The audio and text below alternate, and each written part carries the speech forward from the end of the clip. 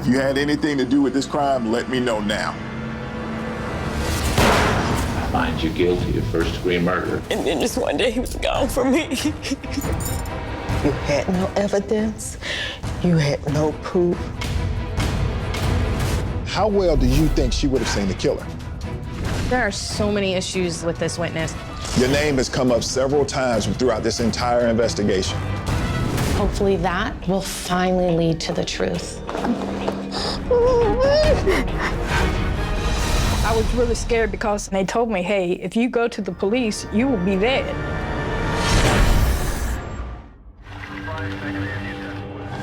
I'm Chris Anderson, a retired Birmingham homicide investigator. And I know cops don't always get it right. I'm Fatima Silva. I'm a criminal defense attorney. I've seen innocent people thrown in prison. We've teamed up to help families who are convinced their loved ones were wrongfully convicted of murder. When it's over, we either help free an innocent prisoner Or help the family face the difficult truth.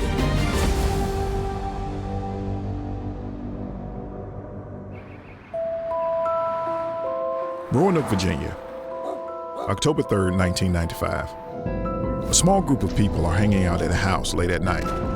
Suddenly, a man in a hoodie storms in, fires a shot, and takes off with the murder weapon, which is never recovered. One man is hit, 21-year-old drug dealer, Eric Nike Jones. He will die from his wound. Police don't have much to go on. The killer left nothing at the scene. But 9 days after the murder, they get a break. The woman who made a 911 call from inside the house now says she can identify the shooter. He's another local drug dealer, 18-year-old Michael Crump. 1996. Crump is assigned a public defender who waives Crump's right to a jury trial. The teenager's fate is now in the hands of a single judge. The prosecution's case rests on one person, Tina Trout, the woman who made the 911 call. It's enough. I find you guilty of first-degree murder. Michael Crump is sentenced to 37 years in prison. He is not eligible for parole until the year 2031.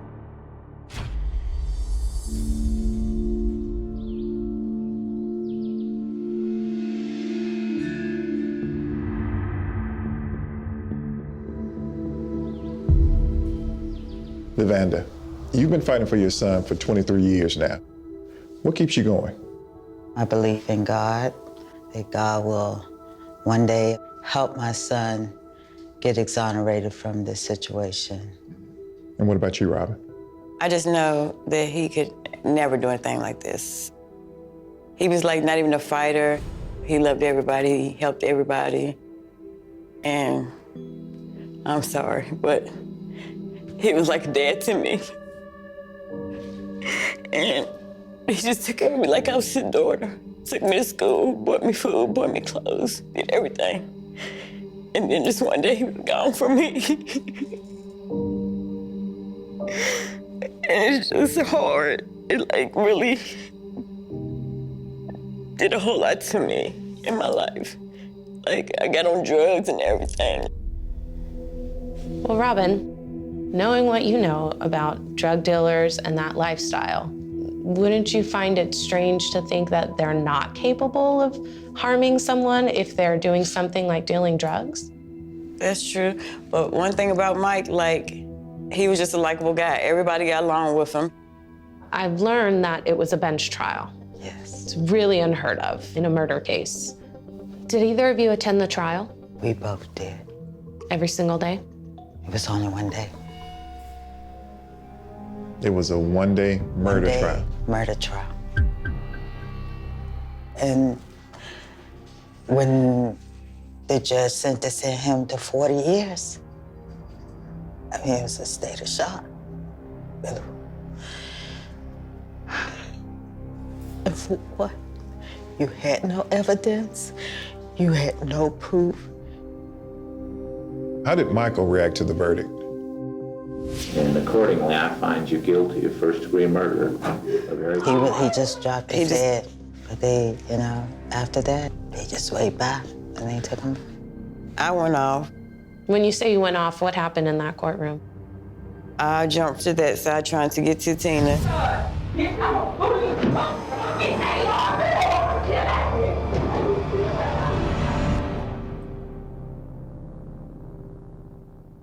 To the judge, Michael was a drug dealer and a murderer.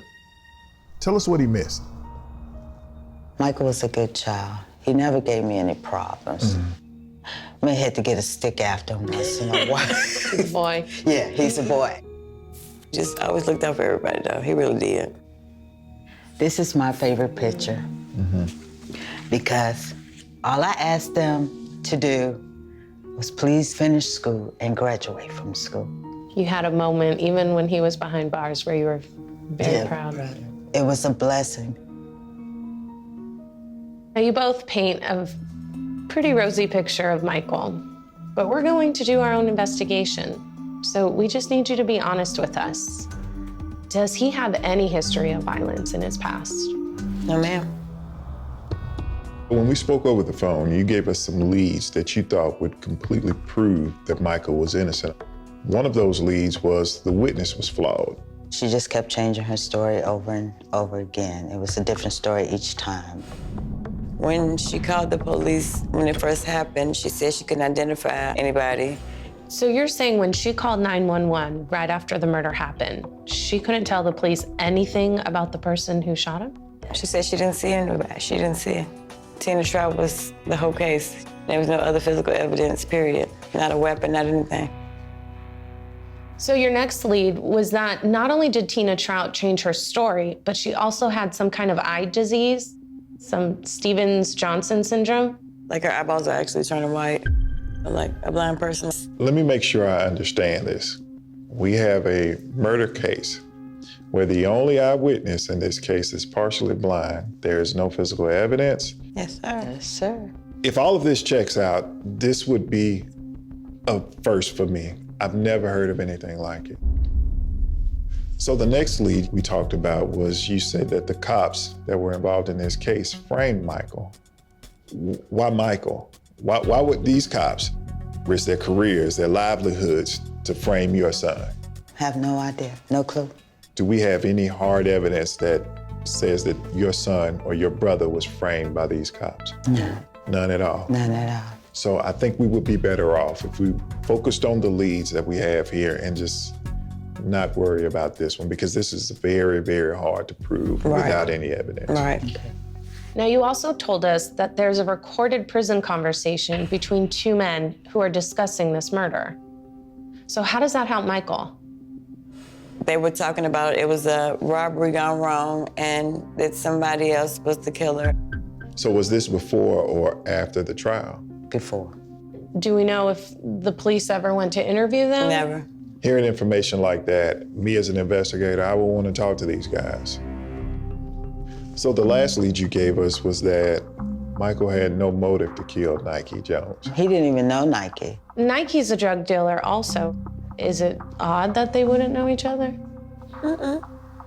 Here's where I have a problem. There could have been a motive over drug territory. I don't see that, but as for my son, I believe him when he said he didn't know him. Now, you both know Chris and I are completely independent. If we investigate and look into this case and we find evidence that Michael is guilty of committing this murder, will either of you ever be able to let this go then? I will not give up. I will not. I don't know. I guess I just... Keep on fighting along with your mother. I will fight with you, but if he is, I mean, hey, what can we do? Keep fighting.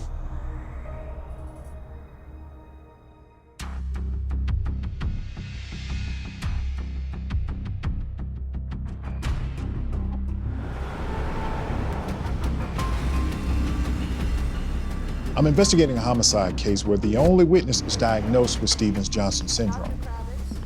The convict's family believes that makes her testimony completely unreliable. So, Doctor, what is Stevens-Johnson syndrome?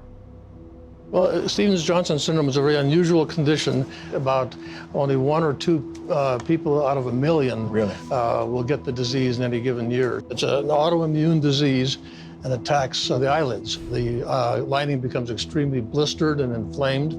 So how badly could it affect someone's vision? Well, in the worst case scenarios, it can blind a person. So after reviewing Tina's medical records, what can you tell me about her condition? She did have significant damage to her eyes from the Stevens-Johnson syndrome. The record shows that she had several surgical procedures. Just so I'm understanding, she had all of these surgeries before the night of the murder? Yes, she did. These are some of the crime scene pictures. Tina would have been sitting here on this couch, about 8 feet away from the door. Now, this is a low light condition. How well do you think she would have seen the killer? Coming up. Why do you want your identity hidden? Why didn't you go and tell anyone now? That is how it happened. No. I know it's been 23 years for you, but I've been diving in all this. We are T-Mobile, the first to go unlimited. First with no annual service contracts. First with taxes and fees included. Now T-Mobile has the first and only nationwide 5G network, reaching over 5,000 cities and towns and over 200 million Americans. And T-Mobile is not charging extra for 5G access. Because this isn't our network, it's yours. Yai? Do you know where my keys are? The store. Keys. Oh. Where are my keys? Let me see my keys. Where are my keys? They're on your head, Mama. Of course.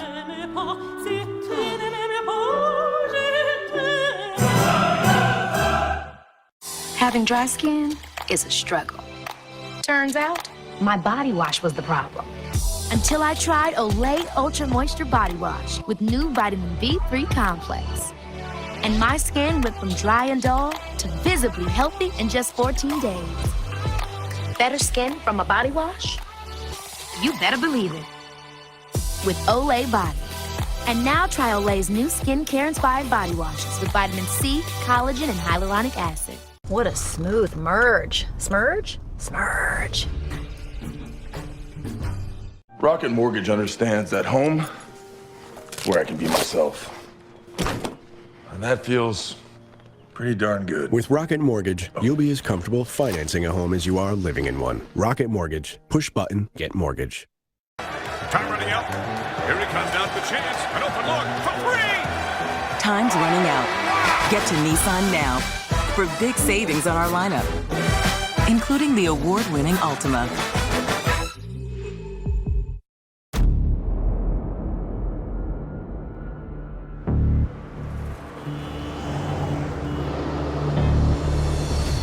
Michael Crump is in prison, convicted of murdering Eric Nike Jones.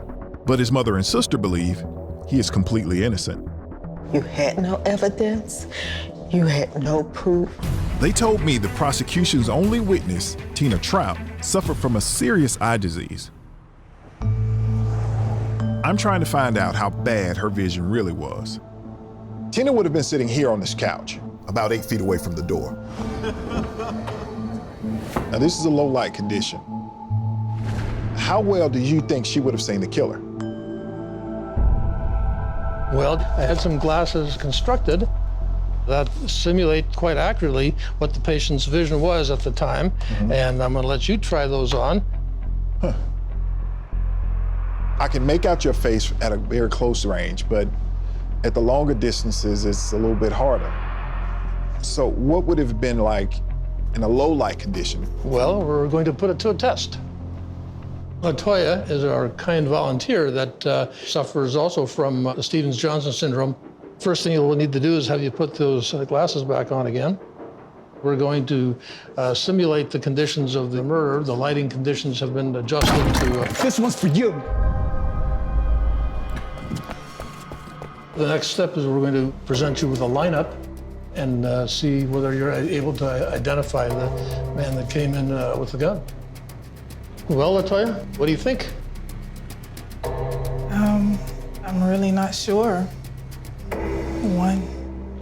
Detective, how about you? It's going to be either this gentleman here or the one on the end. On a scale then of 1 to 10, how confident would you say you are? I would say a 0. Well, can the gentleman that came into the room here earlier, could you please step forward?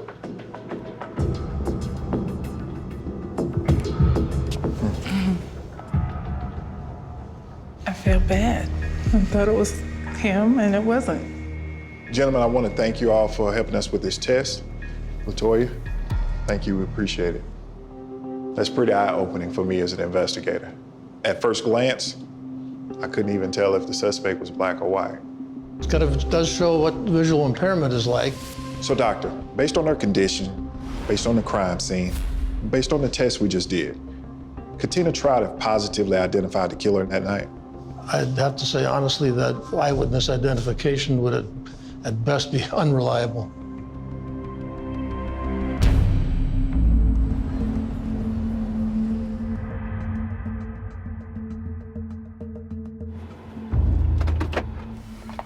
As you know, Michael Crump's family believes that he's innocent.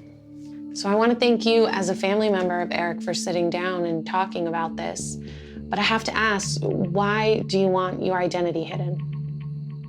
Safety. If this person can kill once and keep a secret going for all these years, honey, they wouldn't give it a second thought to do it again. Tell me about Eric. What was he like? Would stand up and give his last dollar to you. And he had a lot of friends. In the trial, Eric was described as a drug dealer. Is that true? Yes, but not like they put it out there. He wasn't a big-time drug dealer. No. No. Tell me, did you know Michael Crump before any of this? No. Have you ever reached out to Michael Crump yourself? Yes.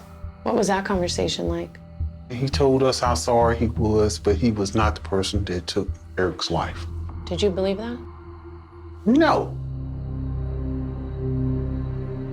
I hated him. I had a right to hate him. It's more than 20 years later. Do you believe him now?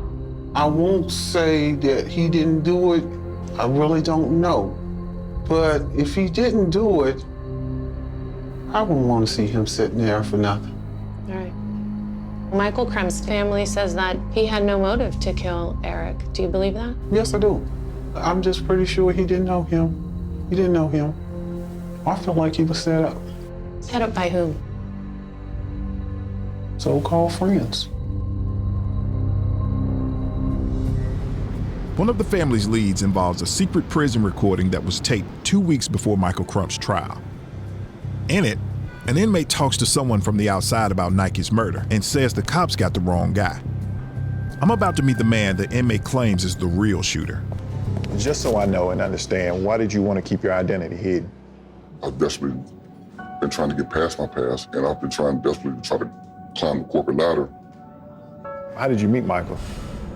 He had already been on the streets a little bit, and I was just new. So what kind of guy was he? Mike taught me a lot. He was a cool guy. What kind of weapons did you carry? We didn't carry weapons. Didn't carry any weapons? Oh, no, we didn't need to. We wasn't gangsters, we was hustlers. That's almost a foreign language to me because, I've never known a drug dealer that never carried a weapon. Did you go to Mike's trial? I didn't. Why not? I pretty much knew that he didn't do it. How do you know that Mike didn't do it? Well, because I pretty much know the guy who did. Coming up. Tell me, did you recognize this individual based on what he was wearing or his face? How is it that two young men around about the same age are doing the exact same thing in a small town and you two don't know each other? In a world where we expect instant, why wouldn't we expect our deodorant to dry in an instant? New Degree Advanced Protection Dry Spray. Boson instantly dry for a cleaner feel. 72-hour protection in an instant. We are T-Mobile, covering over 200 million Americans on the first and only nationwide 5G network. Now experience it on the latest Samsung phone. Introducing the Samsung Galaxy S20 5G. Right now, when you buy one, you get one free. Plus, get 2 lines of unlimited and 5G access included for only $90 a month. That's right, when you buy one Galaxy S20 5G, you get one free. Only at T-Mobile. What a smooth merge. Smurge? Smurge. Rocket Mortgage understands that home is where I can be myself. And that feels pretty darn good. With Rocket Mortgage, you'll be as comfortable financing a home as you are living in one. Rocket Mortgage. Push button, get mortgage. With the Food Network Kitchen app, if you've got 20 minutes, you've got time to make something delicious. We're going to crack some eggs. Our 20-minute classes help busy families conquer mealtime in no time at all. Food Network Kitchen. Download the app and sign up today.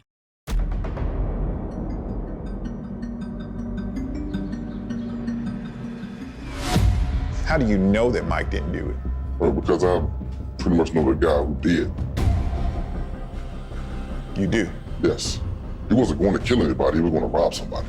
But Nike reached for the gun, so he shot Nike. Why didn't you go to police if you knew that Mike had been arrested for this? Some people might say I'm a piece of boy, and Mike is one of my best friends. I've been hanging with Mike 4 or 5 years. But this guy is also one of my best friends. He was like one of my childhood friends. So I'm caught in between these 2 friends of mine. But even now, 20 years later, that this man is sat in prison, and according to what you say, he's in there wrongfully. Wrongfully. Why didn't you go and tell anyone now?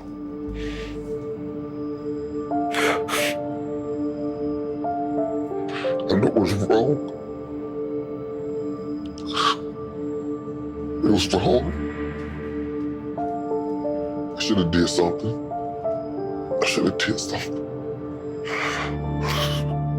You know, when you hustle, you're not supposed to snitch. You know what I mean? I've been working the streets my entire life, okay? So I understand street rules, but understand this. According to what you say, not only do you victimize MICHAEL CRUMP, you victimize Eric Knight Jones' family too. I'm scared for my life too, man. Everyone knows my mom lived at. You know, I've read over everything in this case, and a lot of it implicates you in this crime.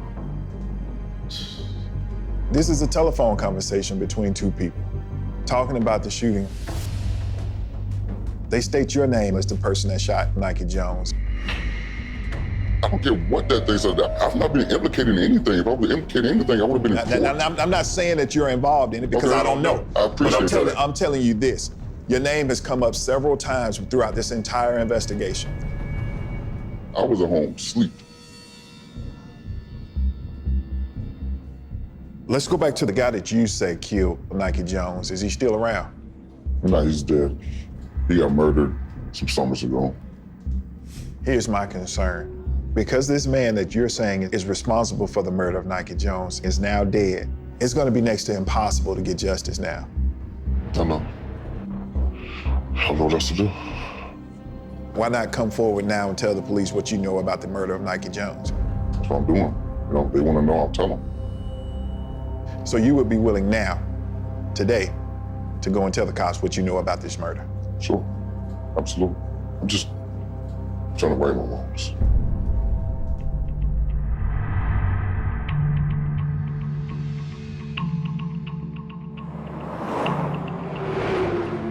You know, this case is really based on one witness. There are so many issues, honestly, with this witness, Tina Trout. The shooter supposedly had A hood on, a black hoodie, and then obviously we have a lineup where she later picks out the only person wearing a hoodie. As an investigator, I've had cases where there were single ID witnesses. We do have a witness in this case that identified MICHAEL CRUMP. So it's rare I get to do this, but I get the opportunity to sit down with Tina Trout. That'll be huge. And you're talking to him tomorrow. You Right. talk to Michael. When you peel back everything in this case, it comes down to 2 people. That's MICHAEL CRUMP and Tina Trout. and it's going to come down to who's more credible. Right. there's still some things that I need answered, and I can go any way right now.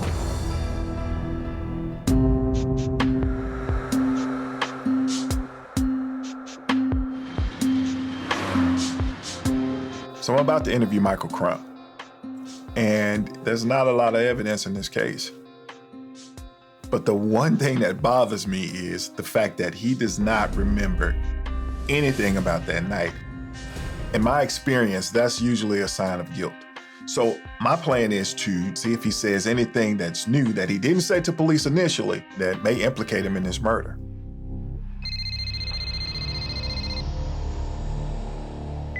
Hello, Michael? Yes, sir.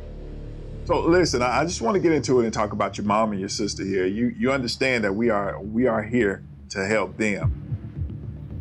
Yes, that I know. So if you're holding anything back, the best thing to do is give your mom some peace.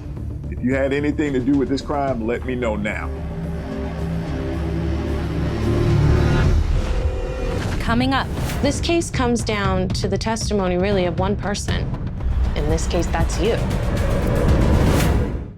What a smooth merge. Smurge? Smurge. This is the nimble Chevy Trax, the versatile Chevy Equinox, the stylish all-new Chevy Blazer, and the roomy Chevy Traverse with seating for up to 8. The Chevy family of SUVs. No matter what you're looking for in an SUV, Chevy's got you covered. Right now, qualified lessees can get this 2020 Chevy Trax for $179 a month. Visit NorthwestOhioChevy.com. Ball inbound, shot clock at 5. Time running out, drives the lane. Time's running out. Get to Nissan now for big savings on our lineup, including the award-winning Rogue.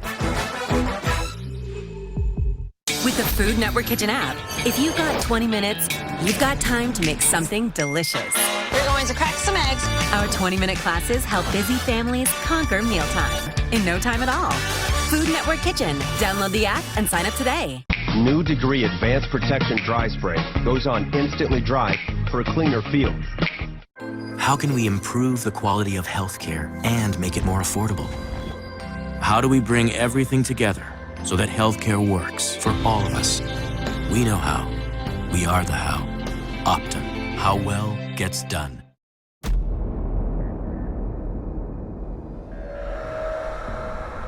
Michael, if you had anything to do with this crime, let me know now. Nothing at all. Nothing at all. Tell me about your days on the streets. I did sell drugs, yes, sir. How old were you when you started selling? 11, 12, 13. What kind of drugs did you sell? Weed, crack cocaine. And were you living with your mother then? I was. Uh-huh. Did she know about it? No, sir, she did not. Did you ever carry a weapon? No, sir. I didn't even like guns. I ain't like violence. I ain't like beef, and I ain't like none of that stuff. That is odd to me. That is very odd because violence and drugs, where I'm from, always go hand in hand. You didn't have anyone that was jealous of you. No one on the streets wanted to take out Michael Crump. Nobody. I can go anywhere, anybody's block. I guess I'm a people's person. This case comes down to the testimony, really, of one person. In this case, that's you. Let's go back to 1995. Whose house was it that everyone was at that night? It was a family member's house, and I was there spending the night with my daughter. So you knew Eric Nike Jones? No. You didn't know? No. I knew enough to know that my sister Wendy was with him. She just happened to come by there with Nike because I'd made a cake. How long had Nike been at the house before the shooter came in? It wasn't very long. The door comes open and there's somebody standing there. And then Eric stands up, and when he stood up, he got a shot dead in the middle of his chest. I grabbed him, carried him to the back, to the bedroom, put a compress on his chest, called 911. I think he came in to rob the house. Did you get a look at the shooter? Yeah, I mean, the guy later I was told was Mike Crump. So let's talk about that night. Tell me what you were doing that night. I personally couldn't place myself. But Michael, you gotta understand, you not being able to say what you did that day, that just opens the door to a prosecution. My inability to recall where I was at the time, yes, it aided them with their training. It did. So you did get a look at the person? Yeah. You saw his face? You know, I couldn't tell you when I was brown, when I was blue, but I seen him. Did you know Michael prior to the murder? No. At some point, do you see him again later that day? It was that next day or whatever, when I was stopped to get a newspaper. This man comes up behind me, jumps the line, and just takes up orange juice and just bangs it up. I'm turning around. That gentleman's right there behind me with the same exact clothes on. Did you recognize this individual based on what he was wearing or his face? Both of it. And then when I came outside, I was shaking. I got in the car and I'm like, there goes the guy that did the shooting. I mean, I can't believe it. Tell me about how your vision was in 1995. Was okay, yeah. You describe it as okay? Yeah. How many eye surgeries did you have before the night of the shooting? I believe it's 3. And you were able to get a good look at that person at the front door? You didn't know Nike Jones, the victim? I did not know Nike. Nike was selling drugs also. So how is it that 2 young men around about the same age in the same area are doing the exact same thing in a small town like Roanoke, Virginia, and you two don't know each other? No, I know it's far-fetched not being in that small town. I feel like everybody would know everybody. There's no connection between you and Nike Jones. No. Tina Trout's testimony helped put you in prison. Is she lying? Of course she's lying. This whole case against me is a fabricated, concocted lying, period. So I've had a chance to review all your statements. So isn't it true that the night of the murder, you did go downtown to the police department and give a statement, and you could not describe the shooter at that time? Is that correct? I don't remember that. That's what I'm saying. I don't remember that night. It sounds like that night, what you are able to say is just that it was possibly a black hoodie and dark black jeans. The murder happened on October 3rd, but you don't identify Michael Crump until October 12th. Does it bother you at all that there's 9 days there where you are not identifying who the shooter is? No. Then the police show you photos, but only one suspect was wearing a dark hoodie. Yeah, but I told them, I didn't think it was fair. In that moment with the officers and they're showing you these photos, you in fact say that you don't see him, correct? No, I told them that was him. Well, you tell them later. You leave and tell me why you do this. You apparently tell them you need time to think about it. I was scared to death, but I pointed him out and said that this was him. That first time, Tina, you didn't? Yes, I did. I know that later you did. And I'm only saying this because I know it's been 23 years for you, but I've been diving in all this, okay? You could not ID the shooter, and then you leave, and then later that day, you call them back and you say, I know which one it was, and you tell them what photo it was. So that is how it happened. Why would Tina Trout lie? That's a question that I long for the answer. Why would she lie? She says she saw you again the next day. I supposed to did a thing, chopping a juice bottle or tea bottle, whatever they said, and staring at her in a mean way. And that's when they came over the store. I supposed to have been the one who they seen the night before with the same clothes on as the intruder. Here's where I'm having some trouble with all your different statements. Today, you seem very sure about what you remember and what you saw. But about a week after the murder, you didn't seem as sure. How do you explain that? I was really scared because I was approached by people and they told me, hey, if you go to the police, you will be dead. A lot of time has passed since this happened. Do you have any regrets about testifying or about your testimony? No. No. No. I still do it to this day because I will never change my mind about what happened. I mean, I got PTSD from all of this. And it all just plays over and over in my head. It won't go away.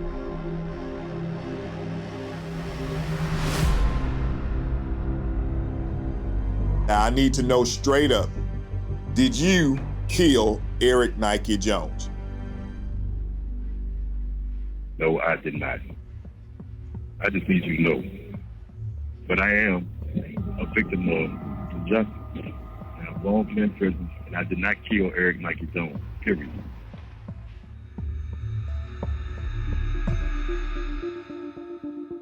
There is one witness who's identifying this individual, and that person now is doing 37 years for this crime. Do you think it's fair that that's based on testimony and statements that are not consistent? If I was looking on the other end, no, probably not. I have sat there and thought, you know, well, what if I did get it wrong? Because nobody can be 100%, but what I saw is what I saw.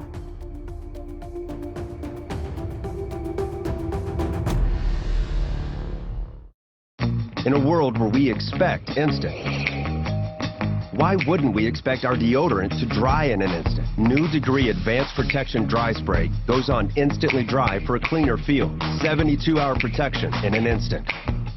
What a smooth merge. Smurge? Smurge. New Degree Advanced Protection Dry Spray goes on instantly dry for a cleaner feel. Investigation Discovery, part of the Discovery family of networks.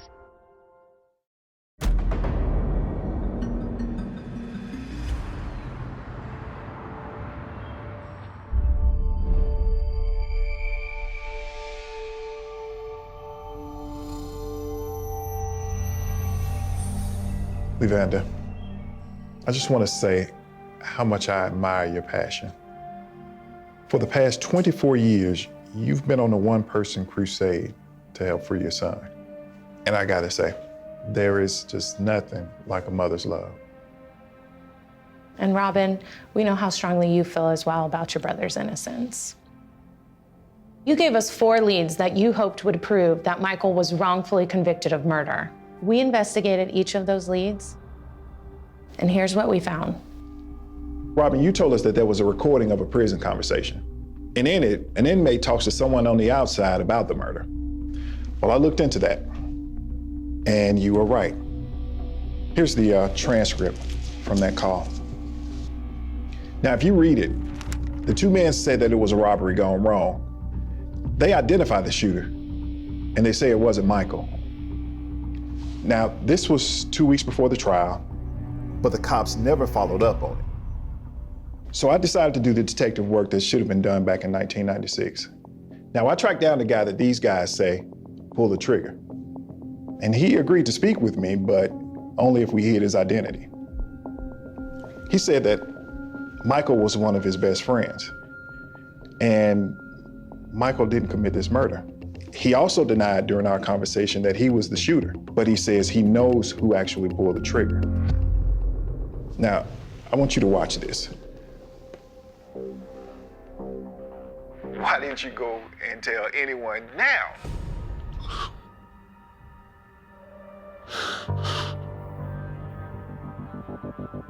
I know it was wrong. It was wrong. Why you let my son sit in prison when you knew the same day this happened?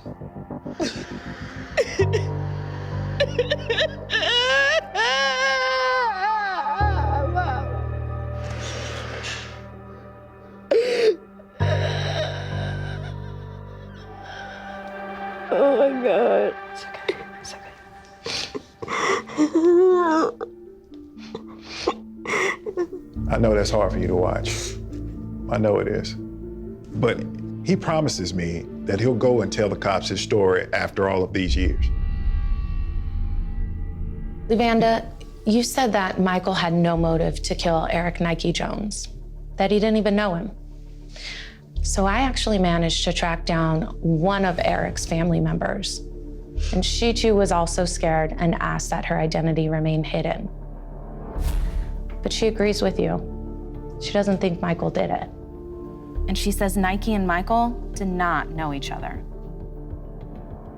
In a small town like Roanoke, it is very hard to believe that Nike and Michael, both who are very, very young and both who are drug dealers, that they didn't know each other.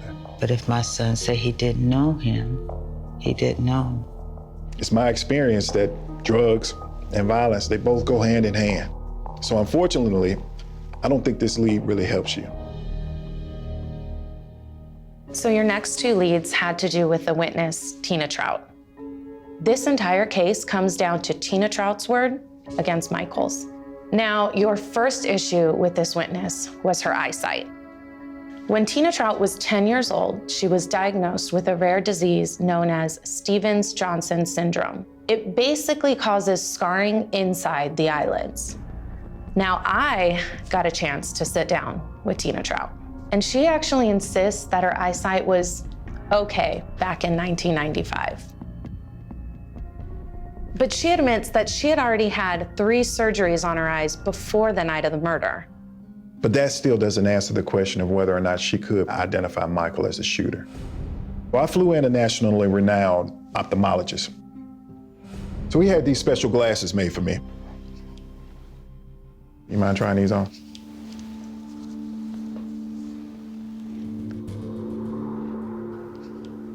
I know they look a little silly, but That's fine. that gives you an idea of what it was to see the world in Tina Trout's eyes. How does that change your vision? A lot. A lot. A lot. So the ophthalmologist also brought in a volunteer who had Stevens-Johnson. We did a test where a young man ran in, pointed a toy gun at us, and then he ran out. So this young woman and I were then asked to pick this suspect out of a lineup. But honestly, I had no clue who it was that ran in the room. Yeah, I didn't know if he was black or white.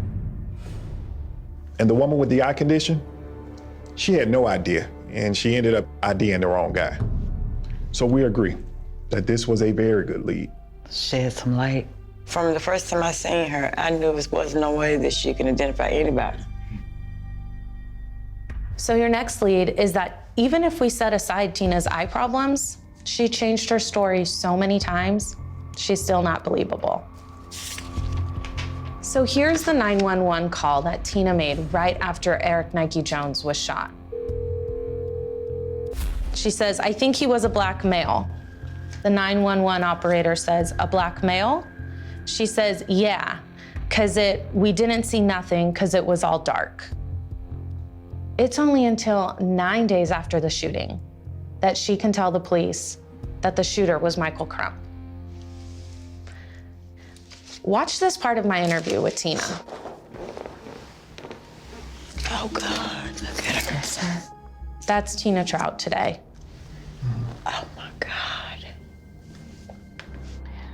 When you think back to the man that you saw that night, is there anything particular about his eyes that you remember? Nope, not even sitting looking at him in the courtroom. No. Anything about his nose that you remember? Mm-mm. How about his mouth? Nope. If you saw a photo, would you remember? Probably not. So basically, in my opinion, Tina Trout didn't identify Michael. She identified a hoodie. It's unbelievable. So I agree, this is a good lead, and it really does go to the heart of the case. I feel sorry for Tina, but I also feel sorry for my brother to have to beat all these years for nothing. So.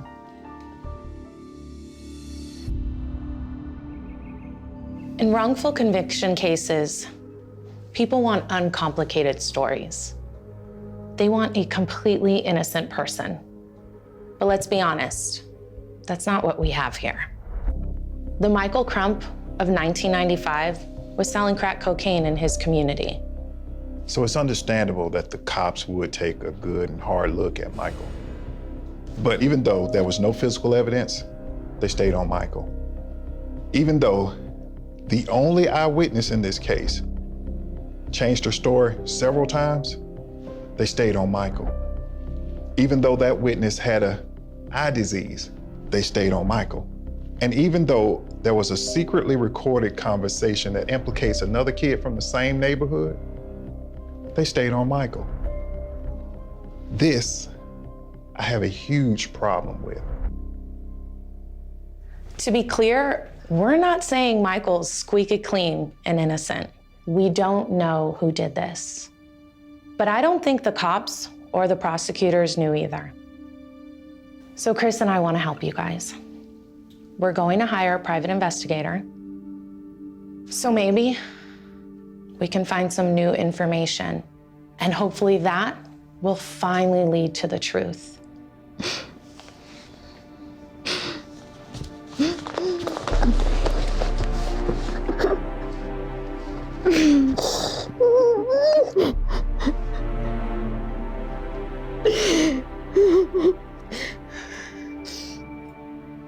Thank you.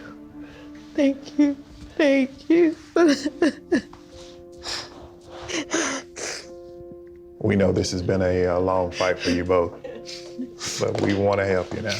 Thank you. Okay? You won't have to do this alone.